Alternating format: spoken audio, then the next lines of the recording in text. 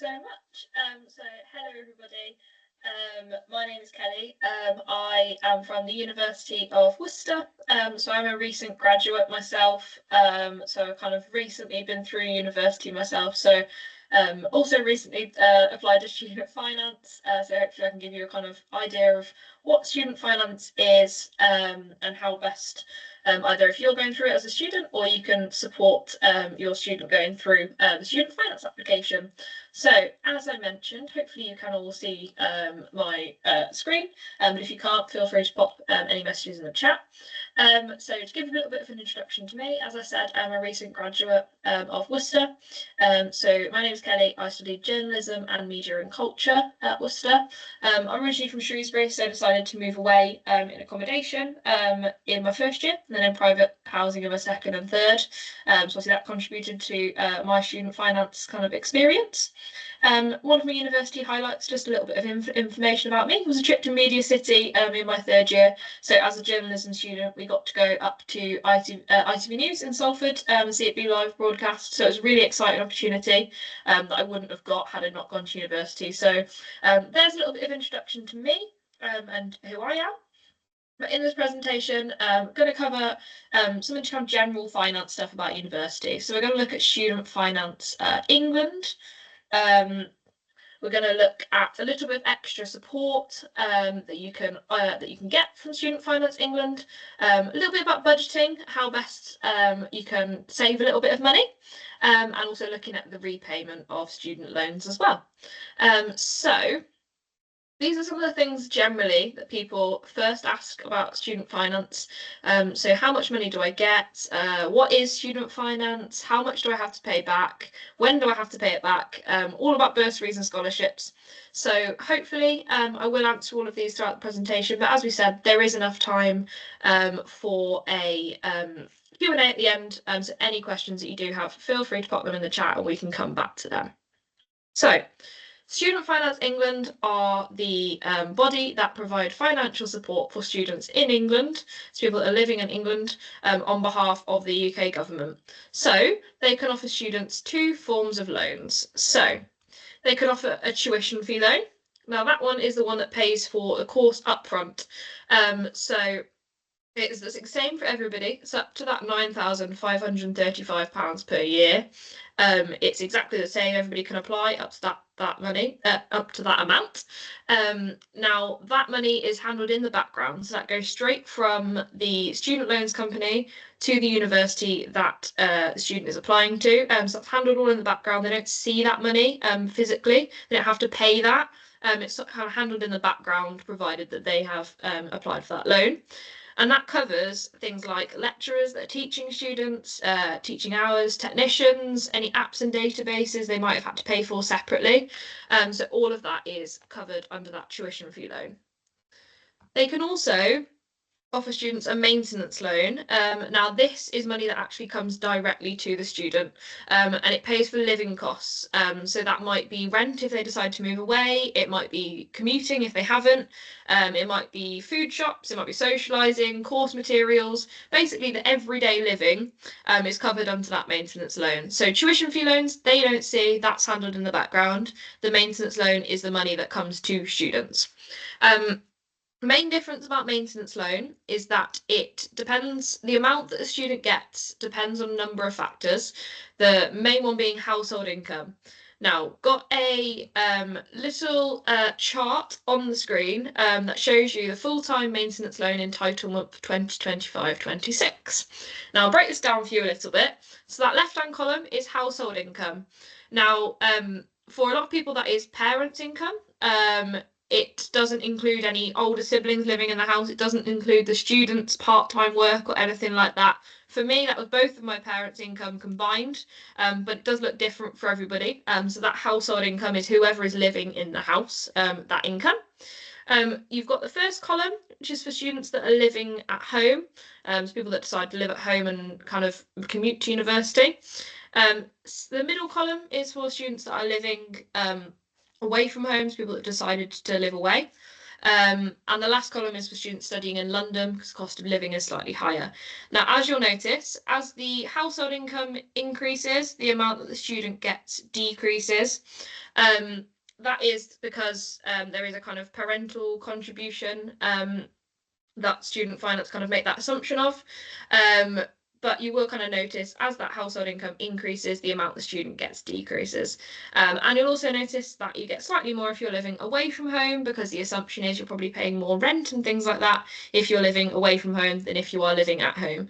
The most important thing about this slide, I would say, is that top right hand corner. There is a QR code there, which if you don't have a chance to scan, you can just give it a quick Google later. There is a student finance calculator out there in which students can log on to it, students, parents, whoever it is, you can just go onto the student finance calculator.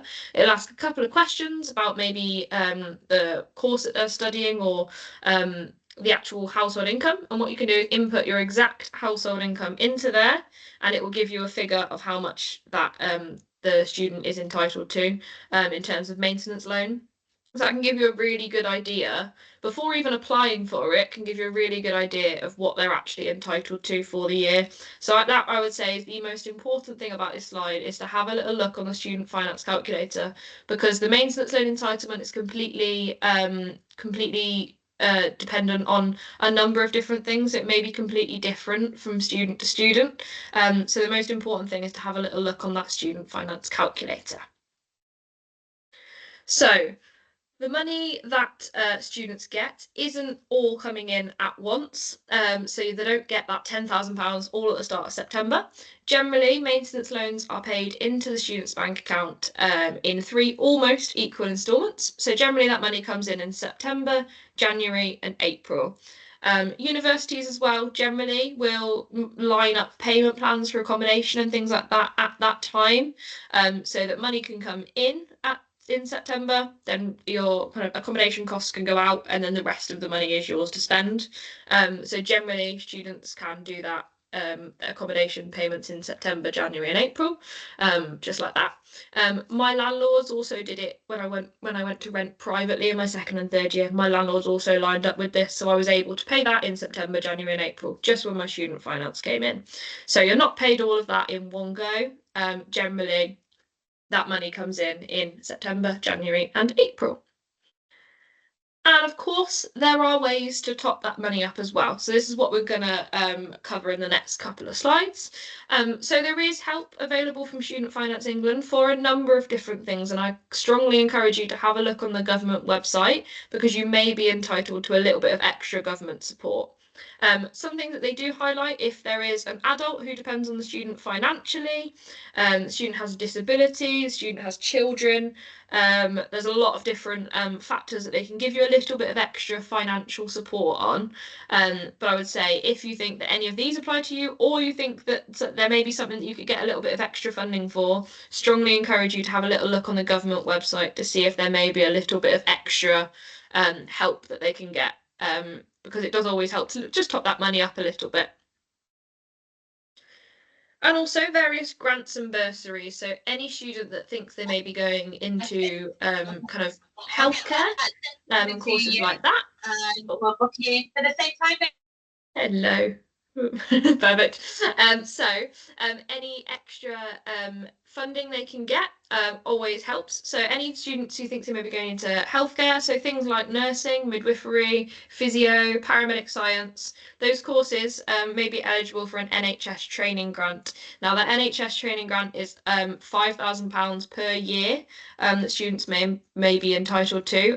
So if they're thinking of going into those kind of NHS healthcare courses, strongly recommend they have a look into the NHS training grant. Later on, if they decide to go into teaching, you can be offered bursaries in various different subjects. Now, academic scholarships and sports scholarships will be available at various different universities. Worcester specific academic scholarships are offered if students are doing particularly well in their studies. They're kind of sent an email, they're invited to an academic scholarship. Sports scholarships at Worcester, you have to apply for them.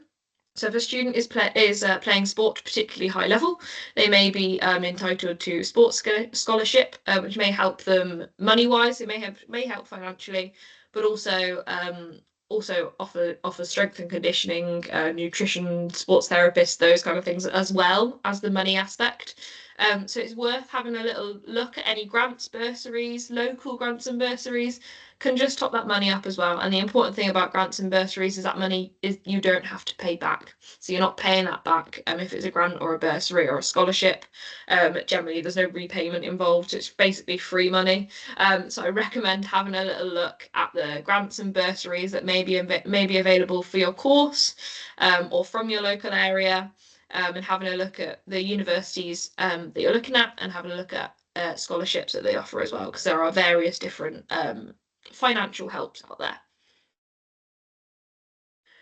And obviously part-time work is quite a big way of topping up that money as well. So I had a part-time job whilst I was a student, and it was absolutely doable to do a university degree and also have a part-time job. If students are currently working at chains of restaurants, shops, those kind of things, it may be that you could transfer to wherever you're going to, or you could just carry on your part-time job that you have if you're deciding to commute. The important thing is there are loads of jobs available. We have an Earn as You Learn scheme at Worcester, but lots of different universities will have this same scheme in the sense of you can work for the university that you're going to. It's a really flexible option. Maybe if students are on placement courses and things like that, so things like teaching, nursing, midwifery, they may not be able to commit to every single week doing contracted hours. So things like our student ambassador scheme, which is quite flexible, and you can pick up shifts as and when you can fit them in. And if you're a little bit busier, you can kind of not pick up shifts. Can be quite flexible to just get that little bit of extra money, but also get a bit of work experience, get a great reference once you've left. So really kind of have a look at the options available on campus at Worcester. We have student ambassadors. That's people maybe doing open days, off-holder days, taking people on campus tours, those kind of roles. But we also have people that work behind the bar in our students' union. We have people that work behind reception desks. We have people working in our cafes and restaurants. So there's a lot of different jobs that students can get just to top up that little bit of money. And also, as I said, get some great transferable skills, some work experience as well. It's definitely something that I recommend doing, just to get that little bit of extra employability. I actually got a part-time job because I actually found I had more free time than I thought I would. I actually just basically picked up some shifts as and when I could, really. And it was quite flexible in that sense. So definitely recommend having a look at some part-time work options as well for the universities that you're going to. Obviously, accommodation is quite a big expense at university. It's quite important to have a think about different types of accommodation and things like that. But obviously, accommodation is your place to live, your place to study, for those of you that decide to move into accommodation. What's really important financially with accommodation is to look at contract lengths of different universities. So some universities may charge you for the whole year, whether you're there or not. Some universities have different contract lengths. So at Worcester, we have a standard 40-week contract. That can obviously be extended if students want to stay a little bit longer or their course is a little bit longer. But generally, we have a 40-week contract, which means that you're not paying for time that you're not at university. So that really long summer period where you might not actually be there, you're not paying for that time that you're not there. Of course, financially as well, you have bills included generally in university accommodation. So you've got to worry about how much electricity, how much water, how much gas you're using, all of those kind of adult things. You haven't got to worry about those just yet. And different universities will offer you different incentives as well. So at Worcester, we have a free gym membership included, which cuts that cost down. Gyms can be quite expensive, so a free gym membership for students living in accommodation as well. But what's really important is to have a look at different types of accommodation depending on your budget. So earlier I was saying about that student finance calculator, and that can have a really that can help you work out budgets and things like that. But what's really important is to have a look over the course of a year. You may on the surface look slightly cheaper, but actually over the year may be more expensive if you're paying for more weeks. So have a look at, double check contract lengths that universities are charging you for. Have a look at the financial incentives involved, and have a look at various different types of accommodation. I was one of those people that thought that I was absolutely gonna really need an ensuite, and I actually kind of changed my mind last minute and decided to go into shared bathroom accommodation, and it was absolutely fine. It wasn't a big deal at all. So have a little look at the different types of accommodation and kind of see that. But non-financially as well, it is also a great opportunity to just meet new people, to make new friends. So I moved into accommodation. I was quite shy. Moved into accommodation with people that I'd never met before. We came from completely different parts of the country, different parts of the UK, and we all moved in together on that first day, and we actually stayed living together for all 3 years while I was at university. So you can really kind of meet new people, make new friends. It's a ready-made group of people ready to live with. But also, I am aware that not everybody moves into accommodation. Some people decide to commute, and equally, you will have just a great experience having living in accommodation or not. So, financially, have a little look at those things, but non-financially, it is a great way just to meet new people as well. And I absolutely had really good experiences in accommodation. So, I can get my screen to load. Ooh, perfect. So, a little bit about student discounts. If students on this call, if you're not using student discounts already, you absolutely can use them with your college email address. So I would urge you to have a look at student discounts. There's various different apps you can use for student discounts, or just asking when you get to the till if they do student discounts can help you save a little bit of extra money. I mean, the best one I found that was that I got Alton Towers tickets for £20, which is a lot cheaper than they would have been on the day. So have a little look at student discounts because they can help you save a little bit of money, and those little bits keep adding up. So have a little look at student discounts. Also, student bank accounts can offer you different incentives as well. Now, obviously, there's maybe different forms that they might offer you, different incentives. Some of them give you money, some of them give you different offers and things like that. You don't have to have a student bank account for your money to come into, but it may be a good option to have a little look at the perks that they can offer you, because they do offer slightly extra benefits with student bank accounts. So it's worth having a little look and seeing the extra perks that they can give you. But have a look at student discounts because they can save you a little bit, and have a look at student bank accounts as well. So, repayment of my loans that I mentioned earlier. So they are loans, they do have to be kind of paid back. But what's really important in terms of repayment, hopefully I'm going to explain this nice and clearly, but if there are any questions, feel free to pop them in the chat. So, how much students repay depends on the income. So repayments are repaid on a monthly basis, depending on the income. But the important thing, so that little box there says you'll repay 9% of your income over the threshold set, which is £25,000. So for students going this year, the threshold at the moment is £25,000, which means that you do not pay anything back of that student loan until you earn over £25,000. So our little thing here of if the income before tax is £23,000, nothing gets taken out. There is no repayment to be made. If you earn above that £25,000, repayments are automatically deducted from your earnings. So it almost acts a little bit like graduate tax as opposed to a loan. So it automatically comes out of the payslip. You don't have to physically kind of pay anything. It's automatically worked out for you and it comes out via your earnings. So if we go slightly over, if you're earning around £25,500, slightly over the threshold, the monthly repayment of around £4. So it's really not kind of this big, scary loan that you're going to have to repay. So looking at just over again, so around £28,000, monthly repayment of 22. We're looking at kind of an average £30,500. You're looking at about a monthly repayment of around £40. So it's not kind of this big scary loan, as I said. It's automatically taken out for you. You haven't got to worry about it. like £40, £30 to £40 a month, probably about the same as some phone bills or a gym membership. So it's not kind of big and scary, as I said. Again, there's a QR code in the top right-hand corner. You can have a look on the government website at a little bit further information about repayment. But what's really important is that you're not actually paying anything back until you earn over that £25,000. If you're self-employed after you graduate, so you make some separate arrangements for that. So it's kind of not big and scary. And people often have questions about repayment. So some frequently answered questions here. So what happens if the income drops below £25,000? So if there is a sudden change and you were earning over £25,000, there's a sudden change and you're now earning less, the payments automatically stop. You don't have to notify anybody. It just stops coming out of your it just stops coming out the payslip.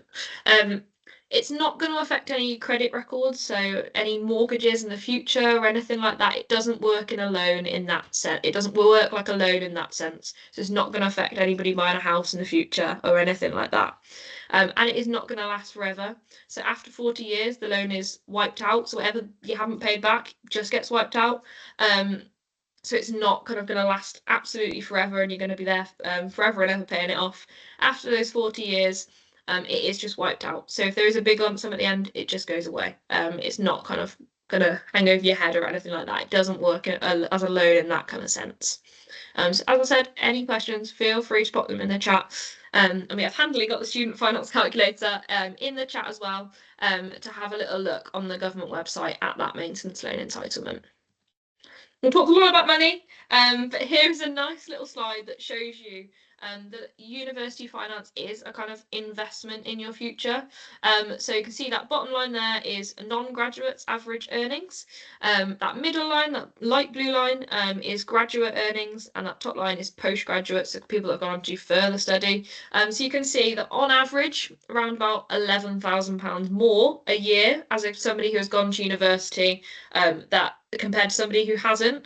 So it is really an investment. You potentially are earning more money as a graduate, which is a really, really nice kind of way to look at it. Is an investment in your future. We talked a lot about kind of finances, but that's a really nice kind of slide to show you that on average you are earning more as a graduate compared to a non-graduate.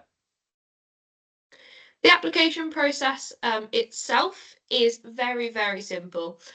So all students need to do is go to the Student Finance website, create an account, very simple application form. Make sure you make a note of your login details because you'll need them when you kind of reapply.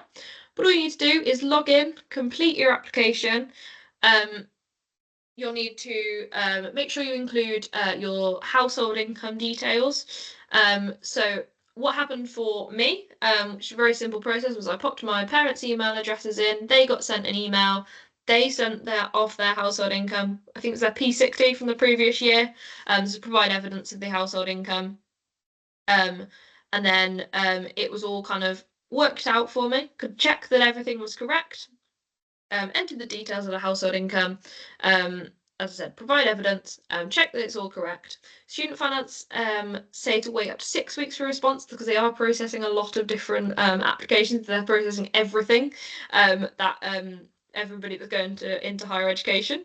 So it can take up to 6 weeks for your application to be processed. So what you want to do is get it done as early as possible. I believe Student Finance is open now. If not, it's opening very soon. So students can do this as of now. There is a kind of rough deadline of mid to late May. Now that is saying that students that is not saying that students who applied after that won't get any money, but it's not kind of that they may not get it exactly in September when things like accommodation and things go out. So there is a kind of rough deadline of mid to late May to make sure it's there ready in September. But it's not saying that after May you won't get any money at all. But do it nice and early because it can take up to 6 weeks for that application to get processed. So if you do it as early as possible, they can sort it all out for you. You will have to put a university and a course that you are studying in that application, but what's really important is that you can change that at any time.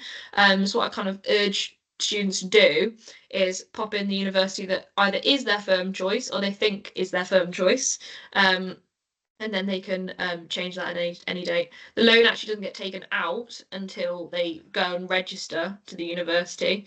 So it's not, they can change it at any time. So it's not kind of taken out straight away. So they can change that at any time. But it is a very simple process to log in create an account, all of those things in student finance. It takes around 15 minutes. So it's not kind of this big long process that you have to go through. And you do have to reapply in second and third year, which they do remind you of. So it's really important to kind of make a note of those login details and remember them, because you will need it again when you reapply for second and third year. So some kind of final top tips from me. As I mentioned, get your application sent off nice and early. You don't want any late payments. You don't want to have to get that. You want to get that money ready for you in September. So make sure that you get that student finance application in nice and early. Make sure you use a personal email address. As I said, you do have to reapply in second and third year. So they do need to get in contact with you again to reapply in second and third year. So if you use your college email address, that may not be accessible for you in that kind of year's time. So make sure you use a personal email address so that you'll be able to access it again. As I mentioned, you can contact Student Finance and amend any changes. So if that university changes, if the course changes, anything like that, you can contact Student Finance really easily and they'll be able to change that for you. And as I mentioned quite a lot, remember to apply every year. You don't want to get to second year and not have applied for your maintenance loan. So make sure you get that application done every single year and that you're at university. So hopefully that has kind of given you a little bit of an insight into student finance. But thank you everybody for listening to presentation. I'm obviously more than happy to answer any questions. Thank you so much, Kelly. That was really a whistle-stop tour, but really, I think very clear. First of all, the message is I do believe that student finance is open for applications now. So you're absolutely right. I would encourage students and parents to get on there and log on, set up your account, start to do that process, because you can always cancel that if for any reason you don't go to university. But if you haven't set it up, as Kelly said, it is actually then potentially a sort of a time problem in terms of getting that for your September. So would really encourage that. Kelly, that's absolutely great. We have got a few preset questions, and I think there's been one question about the principal, the interest, and I know that Faye has been very kindly putting lots of information in the chat, which includes an answer to that with a link. So I'd encourage you to, when we send around this presentation and the recording, to go on to those links that Faye's putting there, because there's lots and lots of information in addition to that Kelly has given to us. So whilst people may be wanting to ask questions in the chat, Kelly, can I just ask you, one of the questions that was asked about Welsh universities, because they do have a slightly separate system and there is something about being in 2 years within Wales and things as well, but the applying for finance, whether if you're sending applications to both Welsh and English universities, do you have any information on that, please? I will double check with Amy, who is also on the call. But as far as I'm aware, it's wherever you live at the moment. So if you are applying to Welsh universities but you live in England, you are still applying to Student Finance England, rather than kind of going through the Welsh process. It's wherever you are living kind of at that moment. I think that's right. But yeah, I'm pretty sure if you are still applying to Welsh universities, you're living in England, you're still applying through Student Finance England. That's really helpful, thank you. And perhaps there is something, I think, about a 2-year rule for living and working in Wales and retaining various parts of those loans. And I think that's worth investigating further. So I'm not sure whether we can put some information that we can add either into the chat or certainly circulate afterwards. That's quite specific. So I think that's actually actually something we could do.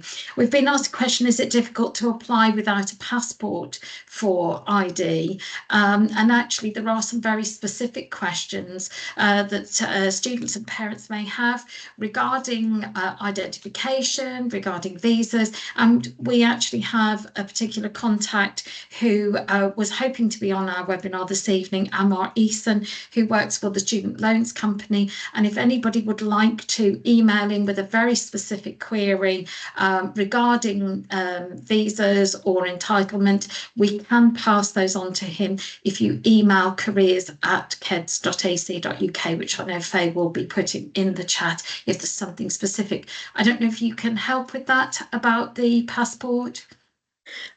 Yeah, I mean, so it's student finance is one of those things that's so circumstantial to each person. Everybody is completely different. Again, as far as I'm aware, you can use things like driving licenses, provisional driving licenses, birth certificates as ID as well.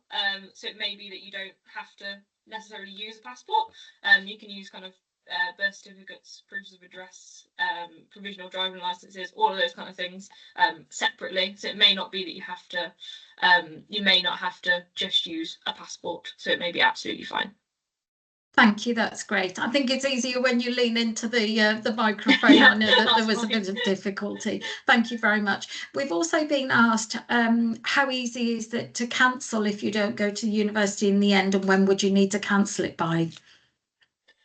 So I don't actually know the answer to that question. I don't know if Amy is able to kind of chime in on that one. Absolutely. So just to add into that one, We can't hear you, Amy, sorry. bear with me. Thank you. Try again. Can you hear me now? Not very Right easily. then. You're very quiet. We can actually hear you, but you're very quiet. Oh, okay. Is that any better, or? Yes, it is. There Yes, you go. thank Sorry about that. So you're not actually committed to student finance until you register on the course. So if you don't go through the registration process, so you don't actually go and pick up a student card and register as a student at university, you are not committed to the student finance. So it is when you register as a student, the university will then be notified, and that's when the loan then kicks in. So you can ring up student finance. So if you make the decision not to go to university, then you can ring them up and cancel your application. But like I say, it's not something that's automatic. You don't have to sign up to it until you actually register as a student.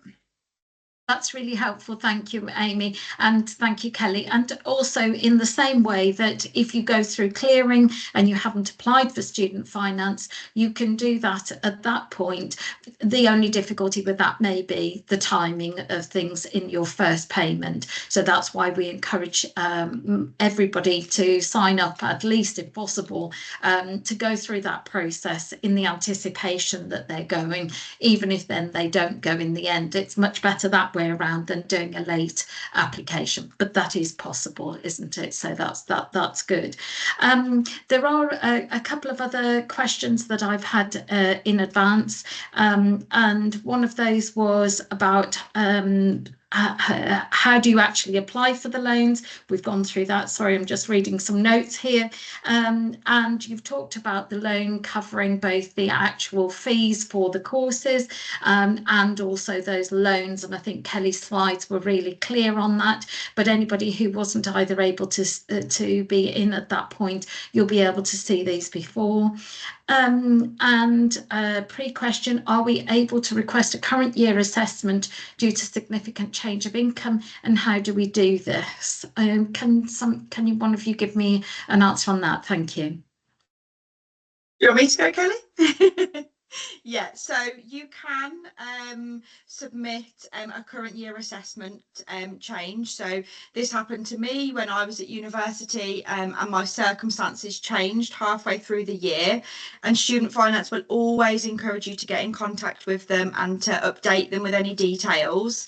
They will ask for evidence of that change. So depending on what it is, they may ask for like a proof of a letter, for example, or it might be a certificate certificate that you can obtain to explain the changes that you've gone through. And as long as you can provide that evidence, then Student Finance will support a student with that and make the changes as soon as possible. They tend to tell us that it will be as soon as possible, but it may be that it takes a little bit of time to process those changes. But yes, absolutely. They always say if you experience change halfway through the year or 3 months into the year, to get in contact with them and to make those changes as soon as you possibly can. That's really helpful, thank you. And one of the things that I've just thought about myself is about any disability allowance or learning support. Could you just talk us through a little bit about those as issues as well, so that any financial support, or either in kind or with equipment, etc. Is that something that you could just give a moment to as well, please? Yeah, absolutely. So the disability allowance, that's a separate loan. So it's all done through Student Finance, but it is a separate application form. So again, we recommend students getting those filled in as soon as possible. Student Finance have a separate sort of pot of money for those students. So again, being as open as possible and honest with those things during the application can be really helpful. Those can be things for extra materials needed. It can be for additional transport costs, and that is assessed on an individual needs basis with Student Finance. And there is a really helpful guide on their website based on the sort of disability support allowance. So what I will do is I will find that out now and I'll pop it into the chat so everyone's got that. Because like I say, that is something that needs to be applied for separately to the student loan. That's really helpful. Thank you for doing that, Amy. That's great. There's been a question as well about student loans and whether the way in which universities handle those should be a main factor to consider when choosing the university. But of course, it is something that is standardised in terms of student loans. So it isn't really down to the individual university. What is down to the university may be those supporting bursaries and those areas where the individual universities have a say over what criteria students have to meet. And I think those are on all of those individual university websites. So when you're considering those university choices, it is always worth looking at their websites and getting in touch with them to see what those loans and bursaries may very well be in addition to the normal student finance. And they can be quite considerable. And they can be awarded on very different basis at different universities, so it is definitely worth that.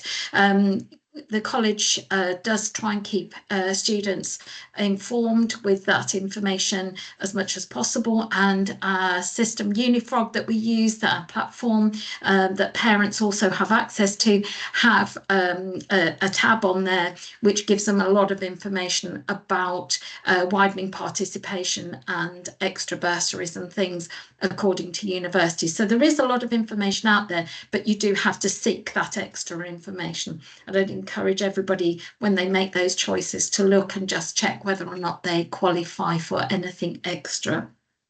Thank you for putting that, Amy, in the chat on the disabled students allowance. That's great. And I know that Faye has put in there some information about learning difficulty support as well. And that can be in the form of sometimes finance, but certainly in terms of some resources as well, in terms of maybe laptops and other things, additional resources that may help. Faye's also put in there your University of Worcester scholarships and discounts, so I'd encourage students and parents to have a look at that. And I'd also encourage, just as Faye's putting up there, for all students to go and visit the universities, talk to the admissions staff as well as your subject staff, to get a really good idea talking to students about how they cope, how they manage, you know, have they had to work, what's their experience of accommodation like, and visiting those open days. And Faye's put in there a link to University of Worcester Open Day, using Unifrog or going on to the individual websites of universities gives you lots and lots of initial information. And I'd encourage everybody to kind of keep a spreadsheet, keep a list, whatever it is, of like information so that they can actually kind of compare and contrast universities on a financial kind of support basis, as well as looking at subject areas and suitability for courses. If we don't have any further questions, I haven't got anything else particularly that we had in advance. If we haven't got any further questions, I'd encourage students and parents who are on here to email any inquiries that may be individual to the careers@keds.ac.uk email address, where Faye and I and Jane, our colleague, will decipher those and siphon them off to either Kelly and Amy, or indeed to Amar if they are very particular to do with complex inquiries regarding visas and eligibility, because those are dealt with on a more individual basis and we can advise on those. Thank you so much to Amy and Kelly for coming on. Kelly, that was a great presentation. Thank you. Amy, thank you very much indeed for kind of adding those additional things into there. We will be sending round this to all students and parents who've been on, and certainly put that up on our website as well for access. So thank you very much to everybody this evening, and Faye has put that in the chat there. And Amy and Kelly, we will see you soon. All the very best, and thank you to students and parents for attending this speaker series. Our next one will be next week on SEND and special needs and accessing higher education, and there will be further information coming out about that shortly. All the very best to everyone. Have a good evening. Thank you very much. Bye-bye. Thank you.